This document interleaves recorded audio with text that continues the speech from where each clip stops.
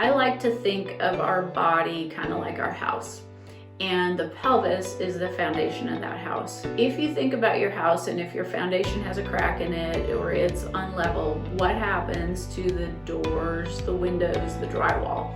Becky Pearson with Pearson Physical Therapy, and we are here talking about back pain. The next thing that I want to talk about is where we start after we get a history gathering. Sometimes there can just be an issue at your SI joint, and some people don't know where that is. And so your SI joint is basically where your low back and your hips tie together, kind of the dimples on your back, or some people will have bumps on your back. It's just kind of low, right at the top of your pelvis is where it ties to your back. So those are your SI joints or sacroiliac joints. When those are not in a good position, they can create a lot of pain as well. I like to think of our body kind of like our house, and the pelvis is the foundation of that house. If you think about your house and if your foundation has a crack in it or it's unlevel, what happens to the doors, the windows, the drywall?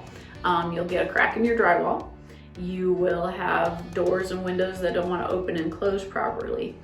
Well, those are the same things that happen in your body. So if your pelvis is unlevel or out of alignment or out, as many people say, then everything that's above there really has to adjust. Your doors and windows, or the joints in your vertebrae, do not open and close properly, and over time they'll start to wear out and break down.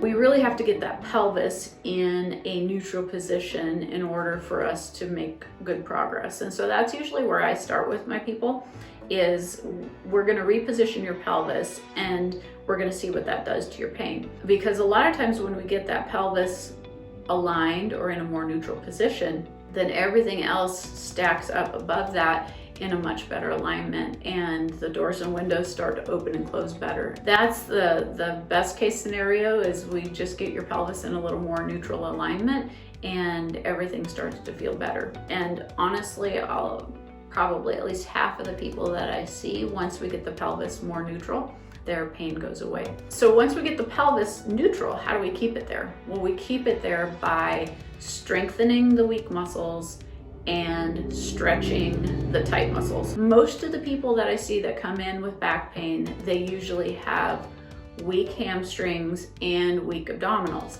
But people say, well, I have really tight hamstrings, I have weak hamstrings. Well, chances are they're weak and they're tight because of that position of the pelvis. When we get those two muscle groups going, that usually is tremendously helpful for people. The problem with that is, if you're in a lot of pain, it is hard to do sit-ups or crunches or planks to work your abdominals if you're in pain. That's where the manual therapy comes in. That's where a lot of the modalities come in.